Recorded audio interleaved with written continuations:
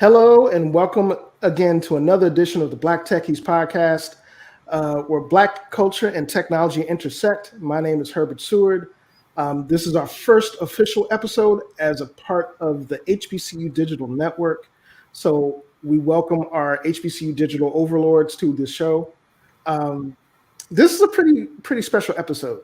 Um, I think for anybody that's watched, been following the news or media for the last couple of years, um, the law and how it relates to Black people has been really in the forefront of the news. And this episode, is taking a real focus to that, and as it relates to technology. Um, I have with us, our host emeritus, David Matthews, um, Dominic Bass, aka Blackity Blackman, and Dominic. I'm gonna let you do the introduction to our esteemed guest. Fantastic. So I met this young lady a few weeks ago at a black market event. Black market sounds bad. It's just a vendor event in Nashville where black vendors go to sell their wares. Where you everything you're there is black owned or at least black owned adjacent. And so I met her there. We started talking. She asked me what I did, and so I told her that I did a podcast, and she said, I'd love to be on your podcast. There's an untapped cache of information about technology and the courtroom and how it affects Black people. And as the Black techie that I am, I said that would be great. And so this young lady is also running for a DA in Nashville, district attorney, for those of you who don't like acronyms. So I'm going to let her primarily introduce herself and tell you guys a little bit about her. Danielle?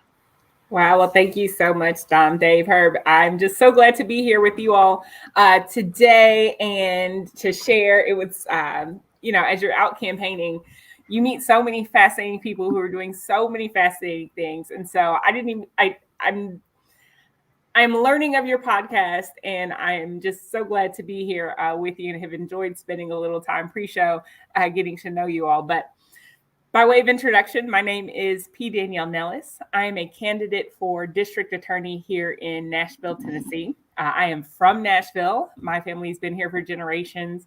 I went away for school. I went to Spelman for undergrad. So shout out to all of my HBCU family out there. I went to Boston University for law school, and I tell folks I graduated on a Sunday and came home on a Monday, because if you've ever been to Boston in the winter, it freezes. It is very, very cold. And so I was glad to be back in the warmth of the southern sun. And I am now running for district attorney. I have been a defense attorney. I've been a prosecutor, and I have clerked for one of our criminal court judges here. So my over decade career has been very balanced in its perspective. The reason that I'm running is because, unfortunately, in 2017, 5 of my Sunday school kids lost their lives to violent crime, lights that were certainly snuffed out too soon. And I understand the need to make changes to our system, changes to the way we do criminal justice, the way we do public safety here in our city. I've observed the changes already, and I think what we're going to talk about today is a bit of tech and its impact on the criminal justice system, what's changed in the past several years, and things like that. But I'm excited about being here with you. I'm excited about the challenge of running for office. I'm excited about the potential for change here in Nashville. So just glad to be here. That's awesome. That's good stuff. And I think having you on the show and finding out more about the topic that we're really about to address, it's needed. And I think a lot of times we really take for granted how technology and the law intersect, particularly for Black folk. We don't think about it a whole lot, but in the same vein, there isn't really much of a social movement without the advent of technology being at the forefront of the movement. Yeah. whether Also, real quick, Herb, you say we don't think about it a lot, and the pre-show got me thinking about that. Um, we don't think about it a lot, right? As us as techies, we don't think about it a lot because we are privileged in that we are savvy, have access to, have resources to procure. But I didn't think about it until Ms. Nellis was telling us about it. Um, when you have during the pandemic when they were doing all those the trials were happening remotely and those kinds of things, when you have a need to access technology to you to like for your life, right, for a court hearing or to schedule a court hearing or to pay a ticket or any of these things, right, I know that I can confidently, if the website is functional, I can get online, I can dig my way around. Government websites are atrocious, but I can find my way to pay a ticket.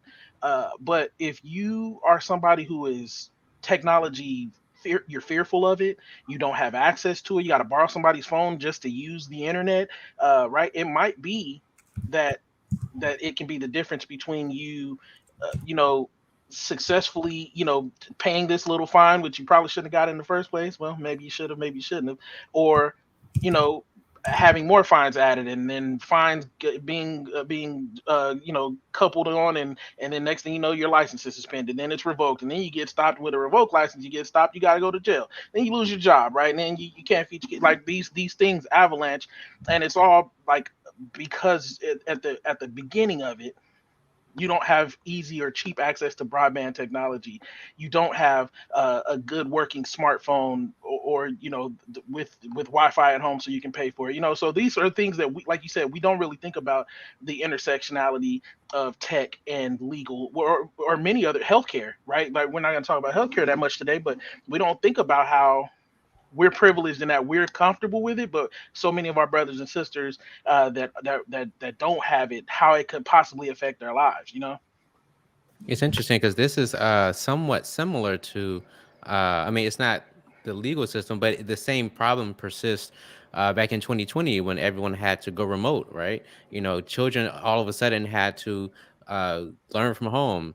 Parents, had to work from home. But now, maybe you don't have a computer or a laptop. Maybe you don't have the greatest Wi-Fi.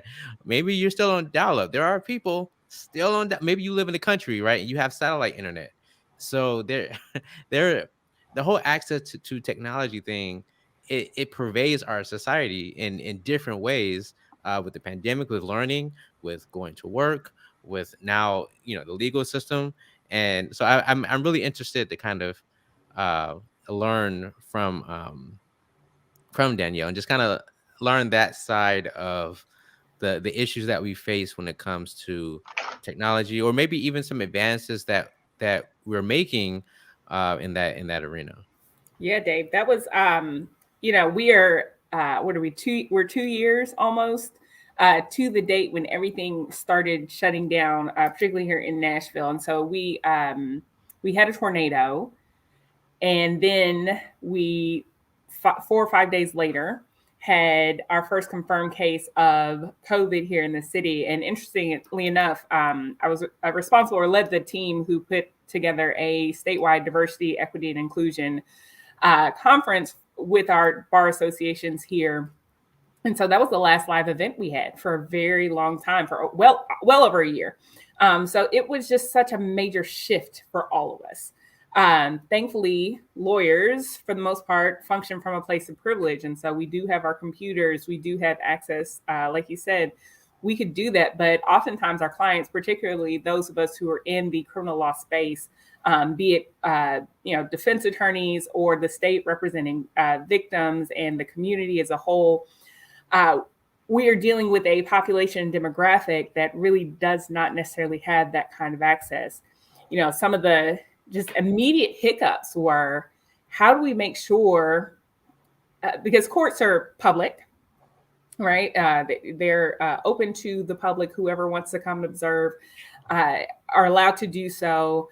But how do you do that when people can't come into court? So how public do you make Zooms? And then if you have a hearing on Zoom or somebody appears on Zoom and it's recorded and then used against them in some way at some other point, what are the collateral issues? What are the consequences potentially of having a shift into this virtual space? How do we even schedule it? Had never done it before. We have our dockets. They're set at a certain time every day. The names are put on the docket. Your bond company or the state informs you that you have to show up in court. You've received a subpoena from the court. Well, how do we even schedule effectively with Zooms and without having people have to sit on that Zoom all day? And are we even using Zoom, right? Are we using Zoom? Are we using a WebEx platform? Are we using, what are we using? And then can we even use them? Because particularly in criminal law, you have a right to confrontation of your witnesses. And so is it considered confrontation if you appear on Zoom as opposed to appearing in person? So we had to do the research and the courts had to make decisions in those spaces. And so there were so many hurdles in the courts that we had to overcome. I think we did a better job on the civil side of things because you don't have some of those confrontation issues. They'd already been doing phone conferences in many ways before the pandemic hit. And so the adjustment was a little bit different. And then I think it depended on your jurisdiction, right? And so, in Tennessee, we had been using a lot of virtual options, but there were other courts and jurisdictions in other states that were a little further ahead in the implementation and use of virtual options. And so I think Texas went full virtual really quickly and even had jury trials in the pandemic doing a full virtual trial. We did not do that here. Our jury trials were just postponed and delayed. And of course, the limitations of technology created backlogs in many ways. And so we're having to clear those backlogs. How do we get through these cases? People were held in custody. So I could go on and on and on about the issues of transitioning to a virtual space, but I will sum it up in this way for now. Our courts really, because of the way they were constructed at their inception, were really not made to function in what we now understand to be a virtual space, right? To be a very useful virtual space. They just weren't made that way for many, many reasons, be it filing or confrontation or whatnot. And so the question for us, I think, moving forward is how do we make sure that we are effectively maintaining the rights of all those who come before and come in contact with the courts while still making sure that we're increasing access always, particularly in rural spaces. Nashville, we don't really have to have that issue as much.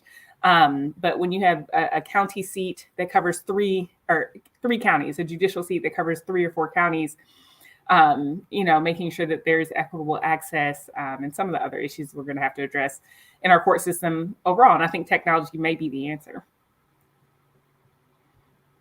Yeah, I think that's a very astute observation when it comes to that. One of the things that I think a lot of people that aren't necessarily immersed in technology, from a non-consumer perspective,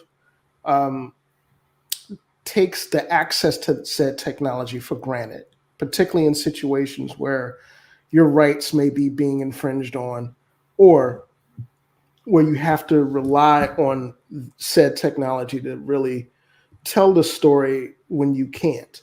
Mm-hmm. And, one of the things when we were talking offline that really came to mind in terms of this question I wanted to ask you, what has been one or multiple experiences that you may have had in the courtroom that, there's been a direct correlation to where technology saved this person's life or saved this person's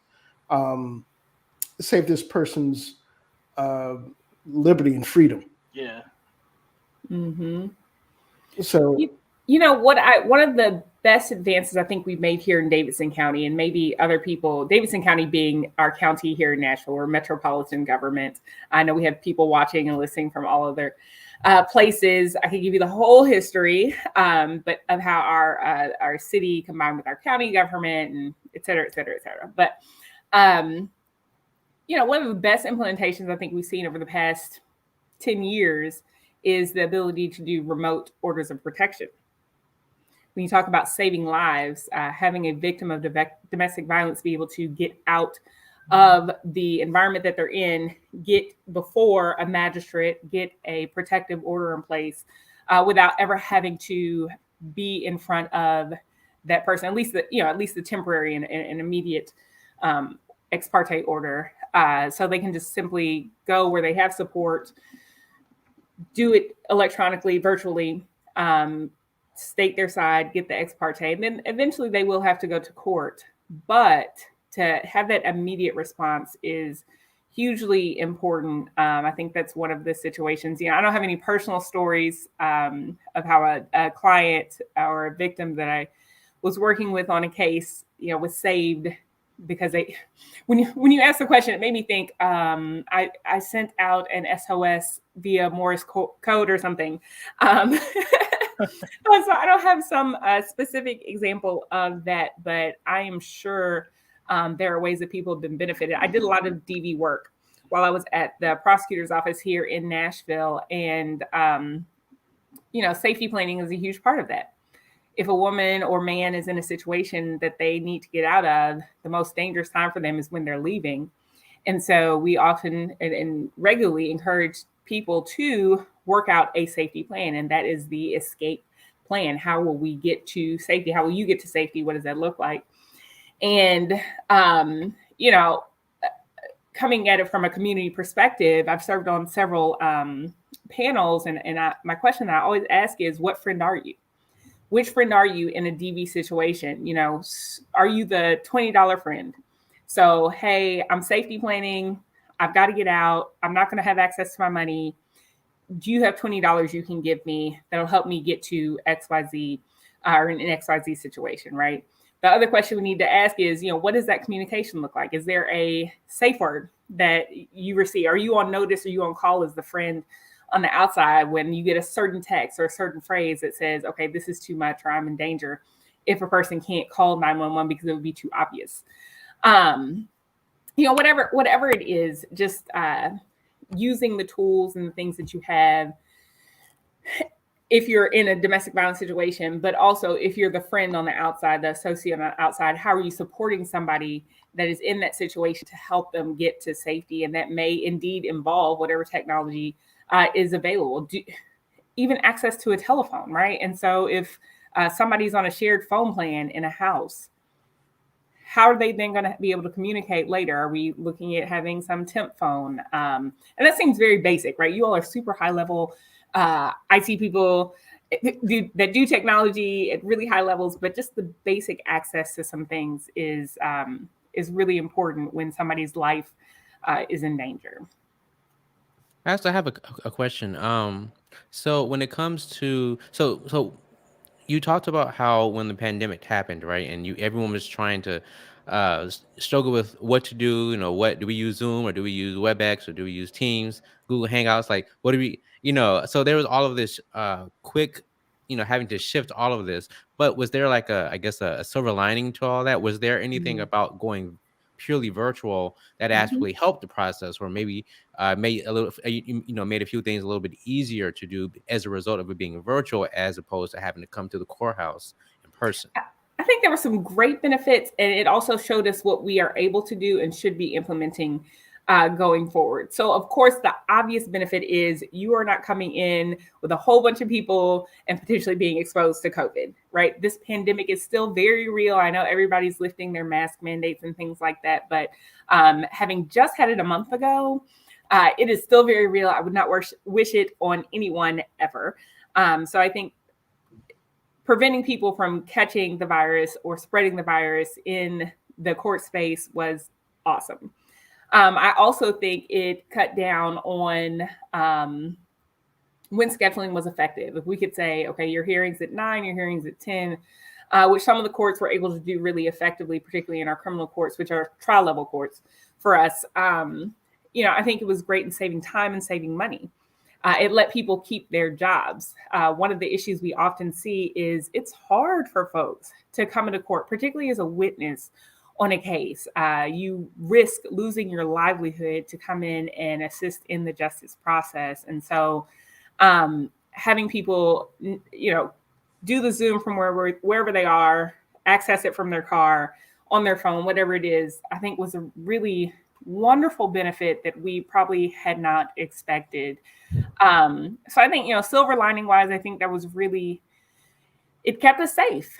I don't think we would have been able to function if we had not, moved to virtual platforms for a lot of our things. And it makes me also think of, I always go back to the most basic thing with courts. How would we have even done this virtual world if we had not had emails, right? And emails have been around for forever and ever and ever, but there's a time in the courts where emails didn't exist. And in any business where emails didn't exist, we were able to transition to e-filing here. The feds have had e-filing for a long time, but at the state level, in our county, we did not have e-filing in our criminal courts. We were able to transition to an e-filing system. So that was really beneficial. And I think it had been in the works before, but certainly accelerated the need because of the need caused by the pandemic. There's just some really basic things that the court had to speed up and catch up with that there was no real incentive to do it before then, where COVID made that incentive. It made it absolutely necessary that we implement some technologies we had not previously used. And this is my last question, I promise. So, because I'm just really, like I said, like during our pre-show, like I work in government, so I know how slow things can be, and so I'm just kind of curious how, at least at the, I guess, local government level, how was that achieved? So then, when it came to like choosing or defining, all right, we're going to do this and this and this, who made that decision? Was that like a mayoral thing? Was it a governor thing? Like who? A county level thing? Like who decided this is what we're going to do as far as technology when it came to the pandemic? My understanding is it came from our administrative office of the courts. And so all of our Tennessee courts, of course, and the structure of any courts, you go from the bottom up to the top, and it's the Supreme Court, the Supremes, and our Tennessee Supreme Court, and the Administrative Office of Courts, which deals with all of the, of course, administration of our many courts here in the state, I believe, made the decision as to the platform in partnership with the local court administrators. That was above my pay grade. Let's just put that out there. I did not get to decide which platform we would use. And so, as soon as they made that decision, it started getting implemented. What I saw was the difference in implementation based on familiarity with some of these platforms and willingness to use it. When we talk about digital divides and things like that, we often talk about wealth disparities, but I think it is necessary to consider some age disparities, some educational disparities, and level of comfort with using technology, because when there is discomfort or a lack of exposure for whatever reason, quite frankly, if I've been working in a space for 35, 40 years and never had to do any of the virtual stuff, it's probably very, very uncomfortable for me. And that, I think, is often the case with many of our court employees. And so getting people past that discomfort, but the ones who weren't uncomfortable with it, there was, I think, an ease in scheduling and getting things up and running. But the same with like the lawyers on the other side. So from a court perspective, you have all those issues, but you also have, on the lawyer side of it, older lawyers who may not be familiar. And that's not saying all older lawyers are all younger lawyers, but just it's skewed to one side more than the other, the discomfort that people had with it. Thank God for assistants, executive assistants, and all those. So I think we just really saw some of those causes of divide amplified in the implementation. But also, like, we talked about this pre-trial, and I don't know if you all experienced it at all. Appearance in court, like appearances was a thing. So I'm sitting here on my computer. I have a ring light so you all can actually see my face. You all are sitting there in your homes, and you have your backgrounds and your screen works and your computer is set up.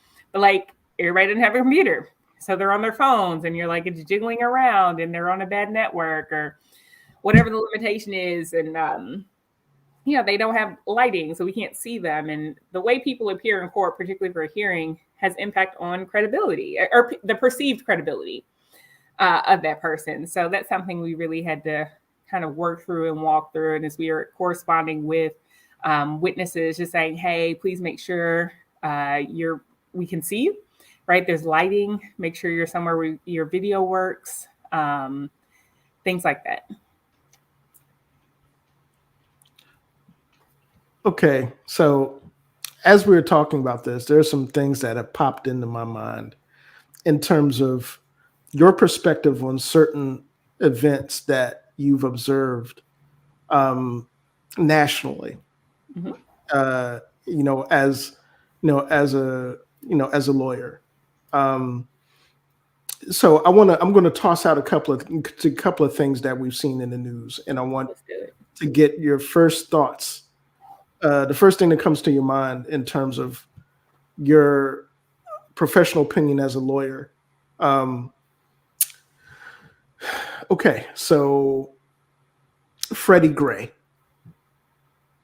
What's the first thing that comes to mind when you think about what happened in Baltimore with Freddie? Ooh. I have a lot of thoughts. Freddie Gray and all the names that we have had to call. And we've had to call so many names, and we have had in similar incidents here in Nashville as well. I know you all are over in that area. I think of incidents like that, and I'm always grateful for video. Police involved incidents like that were really the impetus for Nashville's officers getting body cameras and really pushing that over the edge, because there was some pushback to getting body cameras. I know in other jurisdictions they've had them for years and years and years, but we have them, and they've been able to be effective and give a full view to the public of things that have happened. And we're trying to keep this technology related. I'm always grateful for cell phone videos in any incident, as a trial lawyer. One of the things that we combat all the time taking things to trial is the perception of jurors that every case gets solved in a Law and Order hour. And so, that we watch the shows in the public, I like Bull. It's like one of my favorite shows right now. And they're able to find everything immediately with all their sleuthing and everything. But that's not how cases actually work. And if you don't have video, people tend to think that it's not real. So I think there's some real benefit to having access to those kinds of technologies. The more we know, the better. The more we know, the better. One of the really interesting conversations that's happening right here in Nashville, which is not exactly related to the question you asked, but it's about license plate readers and the use of that technology as a tool. But of course, we're having that conversation in a post-2020 awakening that a lot of people experience when it comes to policing, criminal justice reform, and public safety. And so I've had persons responsible for making the decision regarding them say to me, well, folks keep trying to bring in all of that outside stuff being the deaths of people at the hands of officers, the national conversation and the local conversation regarding policing, systemic injustices, and things of the sort. But they're saying, we can't really, it's not about that. Well, if you're looking at a whole system, any tool you use, whatever the technology is, we have to be conscientious of its bias, right? And it's not just a tool, right? Because there's policies surrounding that tool. So an implementation that may have a disparate impact. And so we have to really consider the use of whatever the tool is and make sure that technology is a benefit and not a detriment, and particularly detriment to certain demographics. Yeah, it's funny you bring that up. I live in Nashville, right outside, and the license plate reader has been a point of contention in all my woke groups, because we know, right? Side note, I'm sure there's not that many white people watching. White people, stop asking us why we keep bringing race into things. It's because it's in everything. It's We know everything. black people, as soon as we saw this license plate reader, we said, that's going to be some stuff right there. We know that what they're going to do, we know that it's going to be overutilized in the black community. And that, not that it won't be everywhere, but we know just by the definition of fines and monetary, you need to have extra money before you to pay off a fine. So we know that if you put some kind of universal thing in place that's going to catch everybody that drives by, that is, if they have a fine, then it's going to send them another ticket or whatever the thing is going to be, then we know that by definition that is going to cause more burden on people that are poor, or that are less fortunate. And we know, by definition of capitalism, by definition of the way that America has structured itself, that is going to disproportionately affect people of color. So we know already. We don't think this. We know this, right? When the face recognition technology was deployed, we knew pretty quickly that there's gonna be some stuff here, right? We know, we don't know how, we don't know how. Well, I can't tell you exactly how it's gonna manifest itself into a way that's going to put more black people in a position of despair, but I know it will. And then we find out really quickly, oh, y'all don't have no black people at the place where you teach these face recognition software how to read faces, so it doesn't read faces. It thinks that I'm T-Pain. So it's scary, it's sad. I don't understand it. And we need to learn how to combat it, right? We need to learn, who do we put in office, who do we, like, we always think everybody's talking about Joe Biden and what he is and is not doing, but we need to be out here beating feet for people like Danielle, for people like Marcus Shute, for people. We need to be out here putting people who are going to have the community. And I'm not saying that just because she's black or he's black, that they have the black community best interests at heart. I'm saying that these particular people do. And we need to make sure that we are putting people, and if not only black people, but we need to be making sure that we talk to our candidates whenever it's available to talk to them. Hey, what are you gonna do about this? Because the license plate reader is a thing in Nashville, but there's a thing in Maryland that's going to be up on the docket this year, if not already. It's there's You talk about the legalization of cannabis. You talk about just little things about fine enforcement and criminal justice reform and nonviolent and decriminalization of things that we know disproportionately affect black people. I just getting along with it, just saying we need to be more involved in local politics. It really does matter. And I really, I hope that we going forward look at this and all these different ways that technology intersects with our lives and figure out a way for us, because we can mobile technology as just as much as it can be a hindrance. Technology is also a reason that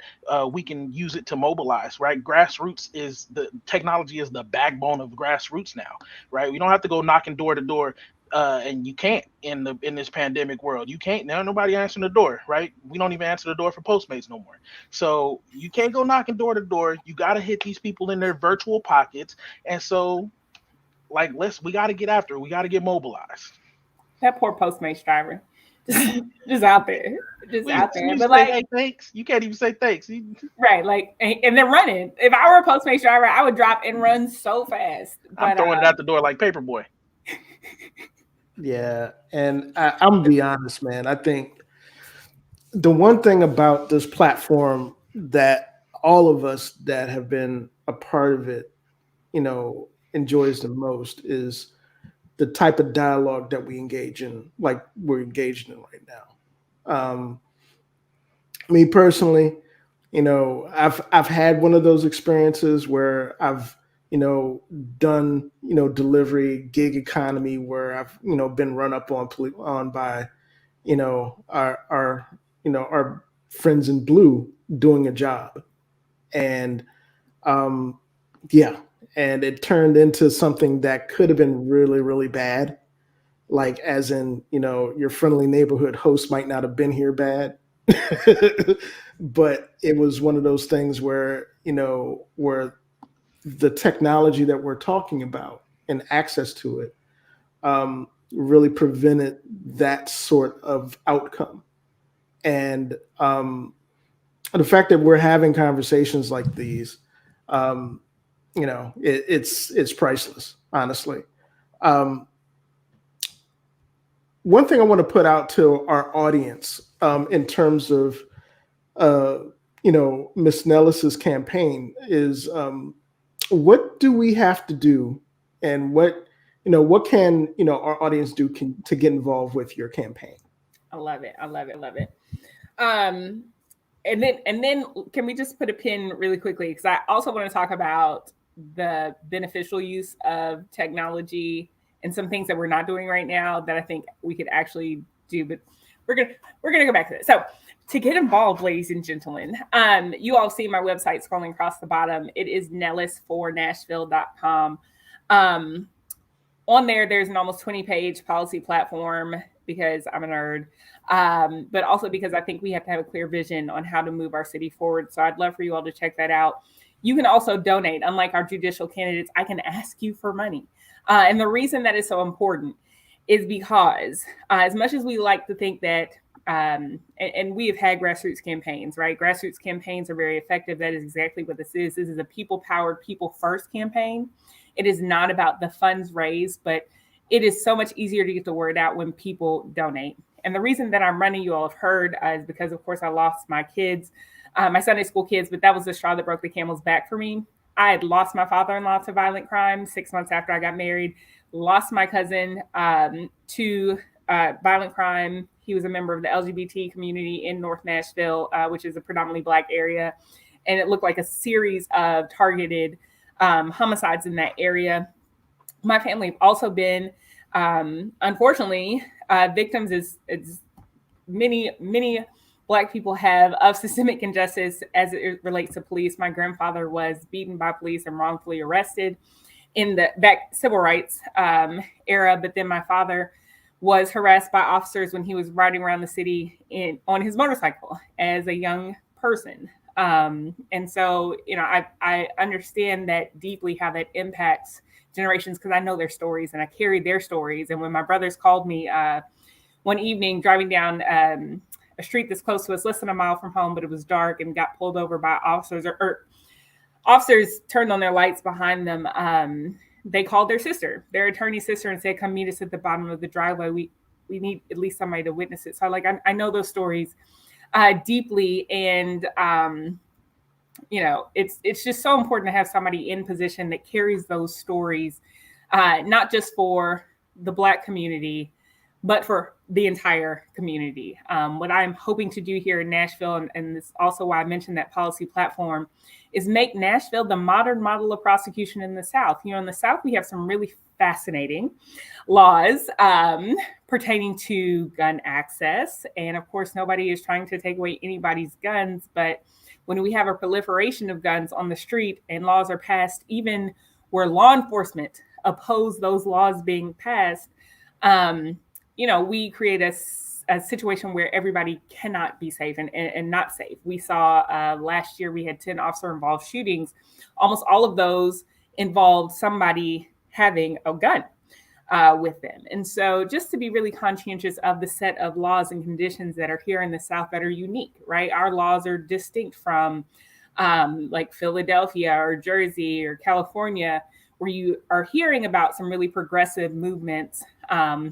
And we have unique culture here. We have a unique way of living and being, but we still want to be safe. That's what everybody wants, right? That is the basic human need, is that we want to be safe. So that is why I'm asking for people from everywhere to be involved. My Spellhouse family, my BU family, just to help build this modern model of prosecution. So you can go to nellis4nashville.com. You can donate there. You can join the mailing list. For those who are local, you can sign up to volunteer.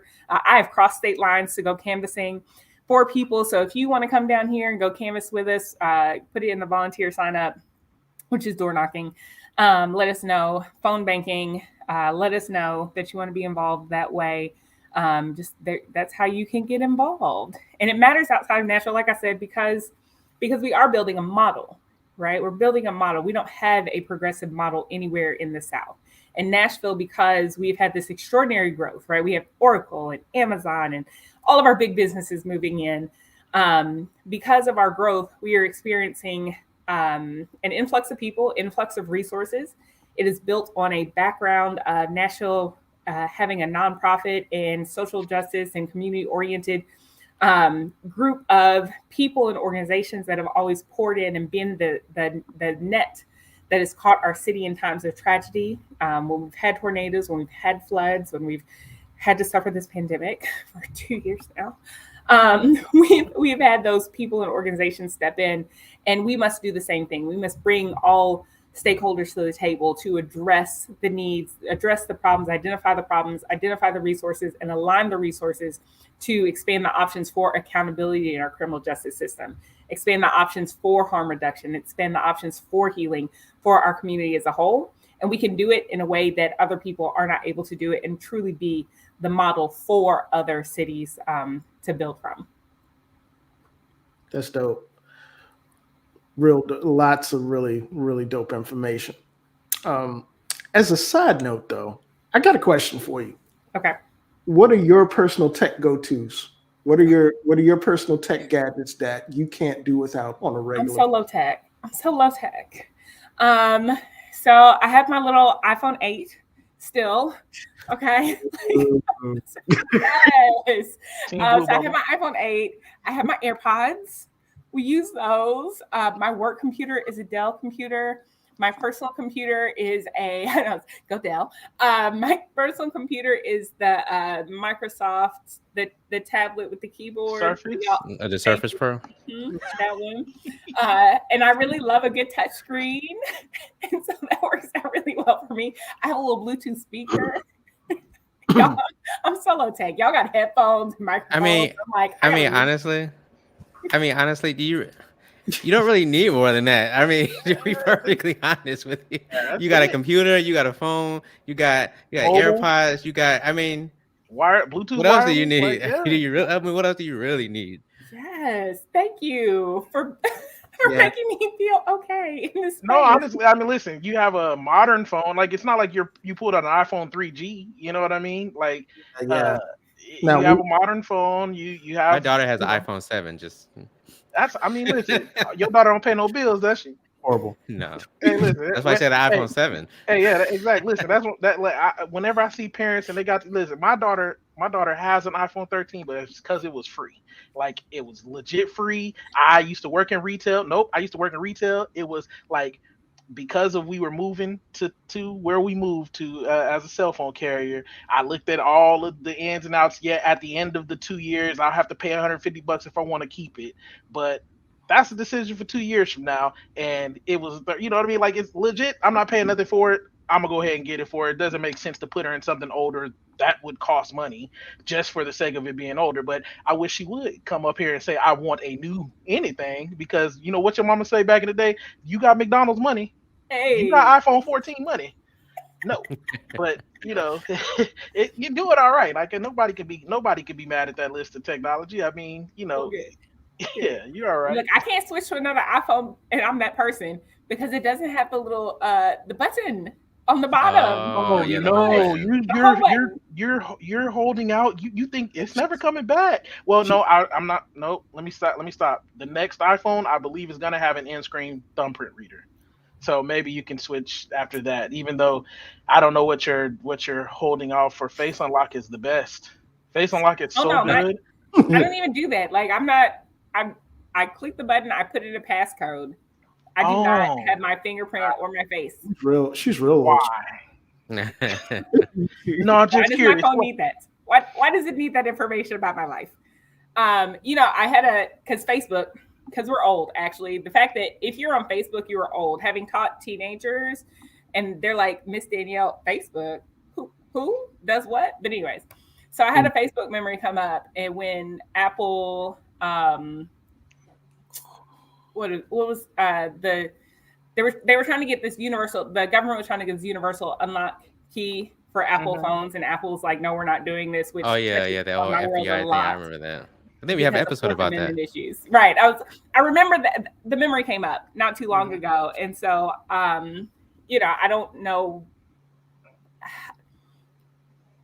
with the recent, how to put this nicely, you know, with the recent makeup of our Supreme Court changing, we love our new appointee. That's great, but with it becoming more Ketanji. conservative, yes.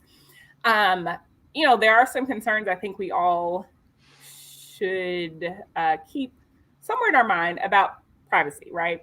And about Fourth Amendment rights and things like that. And yes, we are all highly connected, but should there be automatic access to all of our personal data all the time by government entities, particularly in a court setting, right? Like, should the state just automatically be able to have all of your information? I think that erodes, you know, the rights that have been guaranteed in the law, right? It erodes our justice process that we believe in so deeply, that there is you know, some protection for individuals, that there is some need for the court to oversee the subpoena process and make sure there is some legitimate reason to have it and access it, that there are protections for people that are beneficial to our community as a whole. And so I think we just need to continue in conversation about that and be very aware of any changes that are made in technology. But technology is moving forward, right?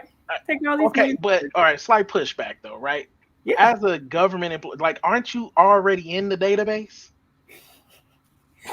Right? Like, and your fingerprints already where they need to be if somebody was looking for them. Oh, Number one. yeah.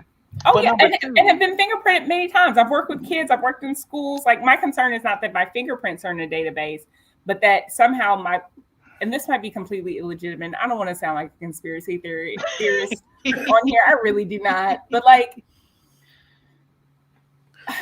I want people's information to be accessed fair and square.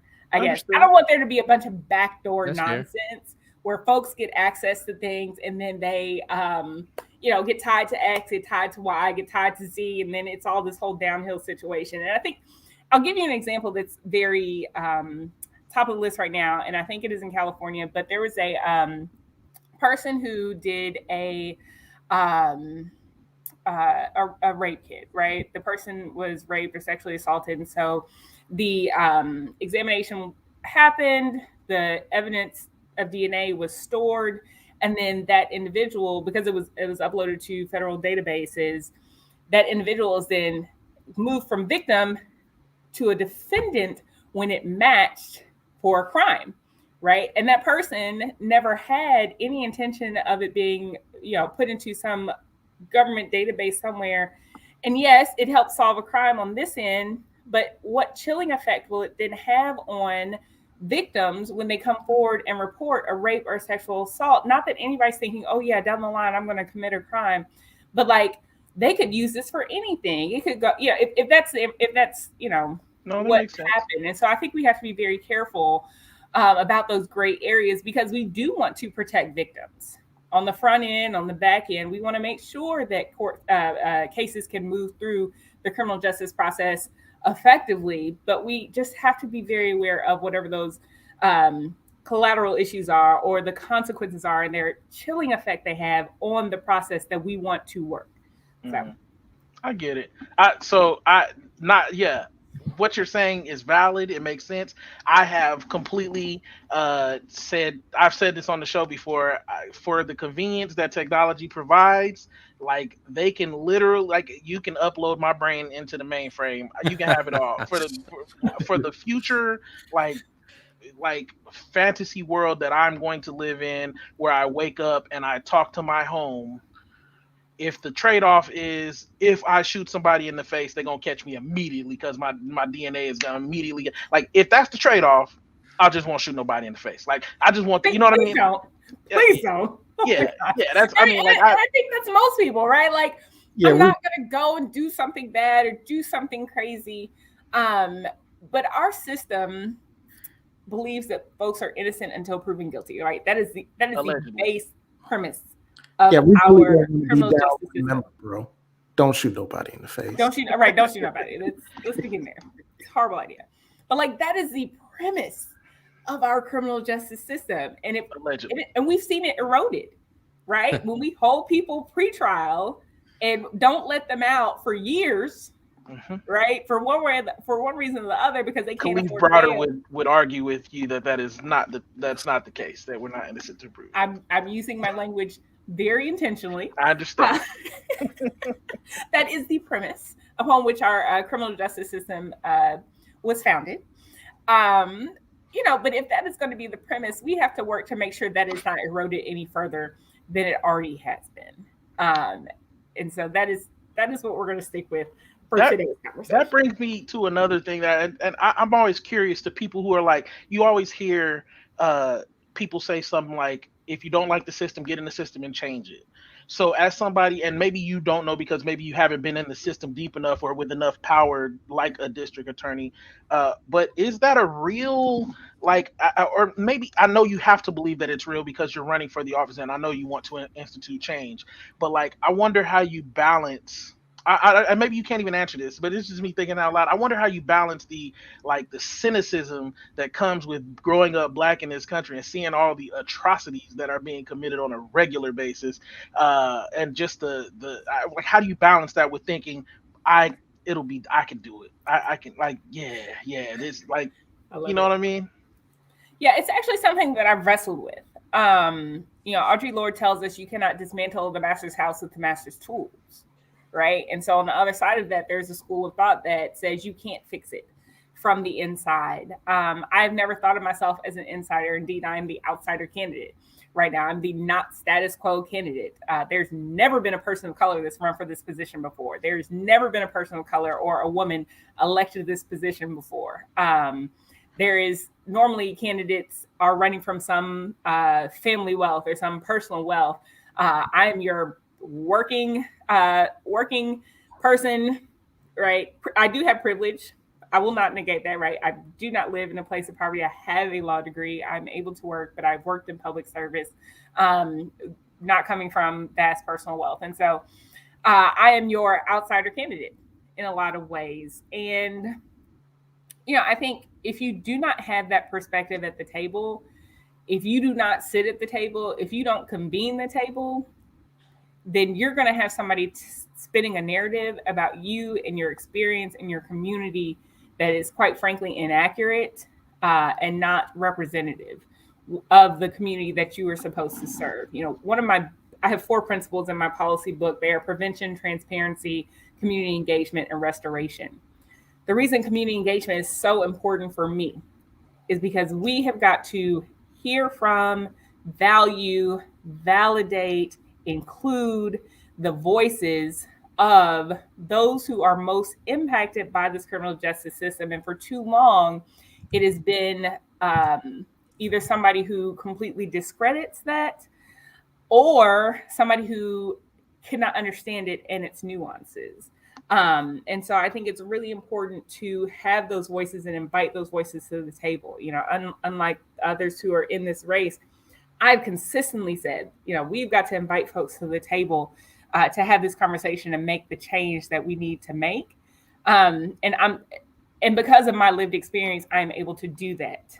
And so, yeah, I think it's important to be in the place, right? I think it's important to be in the position. I think it's important to do it from the inside. The office of the district attorney is the most powerful position in our criminal justice system. Every case that happens in Davidson County that results in a suspect being determined comes through that office. The judges have some of the cases, right? The defense, the public defender has some of the cases, but every case that the state of Tennessee brings forth runs through that office. And that person has to have a perspective that is not the status quo perspective, is not continuing the legacy upon which that office was built. Like I told y'all, Andrew Jackson was our first district attorney. Until 3 district attorneys ago, RDAs either owned slaves or actively pursued Jim Crow laws because they were on the books, right? Whether they, agreed or not, they were on the books, right? And we know how the system has just continued as a snowball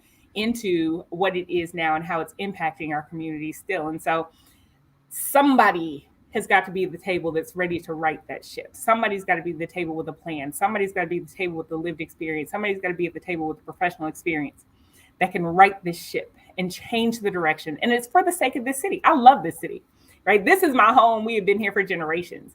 And so my love for this city and the people of this city as a whole really motivates me to make the change. Our city is at such a critical juncture. We have seen this extraordinary growth, and our growth could be our own downfall. Criminal justice in its current form could become the weak link of our growing city. And if we don't make the necessary changes, we will suffer for it because people want to be safe, right? All people want to be safe in their communities, no matter their demographic or their background. Until we can make it safe, we will suffer. And that is what is on the ballot right now. People have got to make that decision. Well, I'll say before we close out, I will say that I applaud you for your efforts, and that as someone who's also from the South, I'm from Atlanta, Georgia. So in fact, I think all of us are from the South, right? I think. Well, technically, Okay. I'm from Vegas. I'm a native Washington. So Well, okay. So like Washington, D.C. or Washington State? Washington, D.C. Oh, okay. Just being Well, clear. Selfish. but so it's I think you mentioned earlier that the South is different, right? It's different. There are things that are still culturally relevant in the South, and you feel it. I've seen it in person, and so yeah. But I applaud your efforts, and uh, I wish you well. Well, Yeah. thank you, Dave. I appreciate it. Yeah, it's been an absolute blast having you on as a guest. Um, and hopefully our resident lawyer and judge to be Marcus Shute, who is also a Black techie, part of our core membership. We can get him back on. We would love to have you back. I'd love to be here. Me and Mr. Shute have known each other since middle school, and so it would be great to sit down, chat with him, understand his perspective on things. He's running, obviously, for judge, and running for judge, you don't get to do as much of the policy discussion that we do as we're running for district attorney and how we need to change and impact policy. His is more about fairness and access. But as Nashvillians, as people who have been impacted by our criminal justice system on multiple sides, I think we both share a really interesting perspective. Okay. Before we close, I just want to give some program notes for our viewer and listenership out there. This week, coming up, we got some pretty big stuff coming from Apple. There's going to be an Apple drop that's going to be for you Apple stands out there, and I know we got a couple of them on the feed right now. There's going to be some really, really pertinent information that's going to be dropped that we're going to be covering in the next podcast or two. Also, big shout out to the HBCU Digital Network. Like I said, our new overlords are providing us with a space to take this podcast to a wider audience. So shout out to Adam and his bosses and his infrastructure for HBCU Digital. We look forward to our new partnership and to be putting out as much content as we possibly can for that platform. Again, I can't reiterate this enough for the folks that have been riding with us since day one. Thank you. Thank you for, sticking with us when content was slim, sticking with us through the rotational changes of our lineup in terms of the techies. We are endeavoring to bring you, as much quality content as we possibly can. Also for our audience out there, if you have show suggestions, hit us up. We can be found on Twitter. We can be found on Twitch. We can be found on Facebook. We also have a YouTube channel in addition to our new platform at HBCU Digital. So do not hesitate to reach out to us in terms of show topics, in terms of things that you want us to talk about, even as far as product reviews and things of that nature. Do not hesitate to reach out to us. In closing, I'm going to pass it to my boy Dom to do his customary closing. So have at it, Fram. First of all, thank you, Danielle, for joining us again. We're super happy to have you. We don't have very many guests, although we'll probably work towards doing that. You added a lot of value to this show today. Um, hopefully, what she talked about, in addition to what I talk about every week when I close, hopefully it helps you guys realize the emphasis and the importance of local politics. And we are not a political podcast, allegedly, but everybody go figure out who's on the ballot this year. This is one of the most important midterms of all time. It is going to be very important, especially if you live in one of those places where it matters, right? It doesn't matter everywhere, but please go research your candidates. Um, get out and vote. It really does matter. This week, try to do something good for somebody. Everybody, try to do something good. Be better today than you were yesterday. And as always, we are. Um, I used to say that we're so close to this dude not being our president, and I'm so scared now that I'm about to have to start saying that again. So guys, please let's do everything that we can to make sure that this dude don't be our president again, because I don't know if I got another four in me. Bruh. Okay, Bruh. love you, mean it. Yeah, needless to say, yeah. Also, we might have to start yelling Katanji out instead of Wakanda Forever. That just feels like she just feels like the Queen Mother's little sister or something, don't it? Don't that just sound like the Queen Mother's little sister, Katanji? Well, we can definitely alter our signature departure call out before we roll out. Katanji forever. Katanji forever. You guys, until the next time, catch us on HBCU Digital Network. Peace out.